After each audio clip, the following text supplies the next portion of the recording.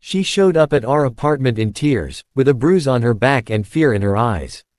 Her boyfriend had shoved her, hurt her, and no one was going to do anything about it. So I did. And I didn't throw a punch, I erased him. If you've ever dreamed of taking karma into your own hands, of watching someone cruel crumble under the weight of their own evil, this story is for you. Hit that like button, subscribe, and buckle in, because this is one revenge you'll never forget. Back when dial-up internet screamed through the phone lines and college campuses were only just beginning to go digital, I was enrolled at my local junior college. I was juggling student life, a part-time job in the administration building, and living with my girlfriend, Lucy, to cut costs. Things were simple, predictable, comfortable. One night, Lucy tells me she's invited a classmate over for game night. Cool. We called a few more friends, grabbed snacks, and prepped for a chill evening. Then the door opened, and in walked Sara. I hadn't seen her since high school. We weren't besties back then, but we had mutual friends and good vibes. It felt like catching up with someone from another life. What started as one night of laughter and nostalgia became something of a tradition. Sara would come by often, for dinners, movie nights, study sessions. She fit right in, but then she brought her boyfriend, Jay, and the energy shifted. He came off cold, distant, like every word spoken in our living room made him itch. He didn't laugh, didn't talk. Just sat like a shadow on the couch. He only came over 2 or 3 times. Thank God. Sara seemed smaller when he was around. Quieter. Then came the night the doorbell rang, unannounced. I opened it to see Sara. Crying, shaking. She clutched her phone in one hand and her backpack in the other, like she had run straight to us. We sat her down, got her water, let her talk. What spilled out wasn't just a bad night, it was a nightmare. Jay had accused her of cheating. With me, with Lucy, with both of us. No idea. Didn't matter. The paranoia had festered into something dangerous. He screamed at her, called her things I won't repeat. And when she tried to walk past him to leave, he shoved her. She stumbled, tripped over a coffee table, and slammed into the floor. Later, Lucy told me she saw the bruise. Deep purple. Ugly. Proof. Sara insisted it was the first time. That it was an accident. That he wasn't like that. But I saw it in her eyes, fear. And in mine, rage. I'm not a violent guy. Never been in a fight. I'm big, yeah, but I'm not a brawler. Still, I wanted to put Jay through a wall. But there's a problem with violence, it's loud. Obvious. Messy. I wanted justice, but I wanted it clean. Invisible. Then it hit me. I worked in the admin building. I had access. Student records. IDs. Class schedules. Financial holds. All of it. And there was a deadline coming up, the last day to drop or add classes without penalties. If Jay missed that window, things could get very, very complicated for him. I waited until the final day. The admin building was quiet. Everyone else had gone to lunch. My hands shook a little as I logged in. Pulled up Jay's student file. ID number. Current classes. Tuition balance. Then I picked up the old school enrollment phone and dialed into the automated system. First, I dropped every single one of his classes. Wiped them out, one by one. Then, I went shopping. I added every course I could find with extra fees attached. Lab fees, materials, field trips. Hundreds of dollars in charges. Why? Because if you owe money to the school, they freeze everything. No transcripts. No re-enrollment. No nothing. But it didn't end there. Jay was a foreign student. And if he wasn't enrolled in a minimum number of units, he couldn't legally stay in the country. I never told anyone what I did. Didn't want it traced. Didn't even peek at his record for weeks. But a week later, Sara came over with news. She was nervous. Tuesday was the one class she still shared with him, English. She walked in, bracing for impact, but something was off. There was a new guy standing in the back. No seat. The room was overbooked. The professor took roll, and Jay's name. Nowhere to be found. Jay stood up, confused, angry. He argued, said there must be a mistake. But the teacher had the official roster, and Jay wasn't on it. Sara said she never saw him again after that. Just vanished. Eventually, I checked his record again. All the fee-heavy classes were gone. But he hadn't enrolled in anything new either. I don't know if he left the school, or the country. But I do know one thing. He was scared, humiliated, locked out of class, possibly deported. And Sara, she never had to face him again. Some nights, I wonder if it was too harsh. If I crossed a line.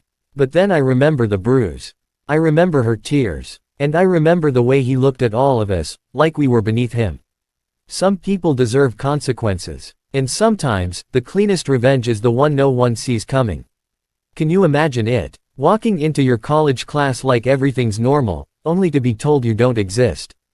That your entire semester is gone. That your visa might be in danger. Jay never saw it coming. Because revenge doesn't always wear a mask. Sometimes it wears a staff badge. And all it takes, is one phone call. Justice doesn't always roar. Sometimes, it whispers through wires, hides in shadows, and changes a life forever. He pushed her once. I pushed him out of the system. Call it petty. Call it karma. But don't call it unearned. If this story gave you chills, hit that like button and drop a comment below. What would you have done in my place? Have you ever served revenge with a side of stealth? And if you want more jaw-dropping justice stories every week, make sure to subscribe and turn on notifications. This was one for the books. Would you like a version formatted for voiceover narration, or do you want this converted to a teleprompter-style script? She showed up to our apartment, crying. A bruise on her back. Fear in her eyes. Her boyfriend had shoved her. Hurt her. And no one was going to stop him. No one, but me. I didn't throw a punch. I erased him. If you've ever wished karma would just show up on time for once.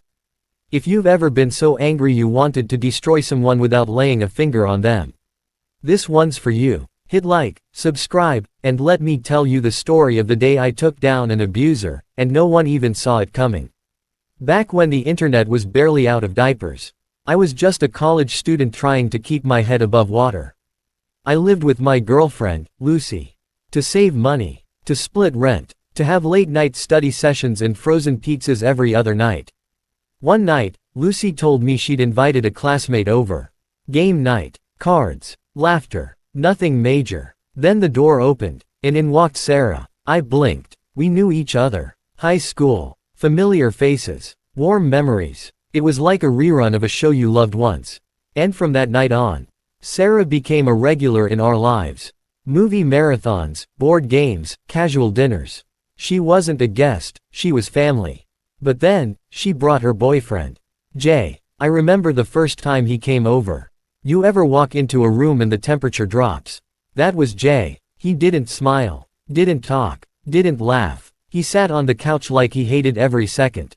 Like we were beneath him. Like Sara was too. We kept inviting him, out of courtesy to her. But he showed up a handful of times. And each time felt colder than the last. Sara, she shrunk when he was around. Laughed less. Talked quieter. Like she was apologizing for existing. And then one night, Sara knocked on our door. No warning. I opened it, and time froze. Her face was puffy. Eyes bloodshot. Hands trembling. She came in, and broke. Jay had accused her of cheating.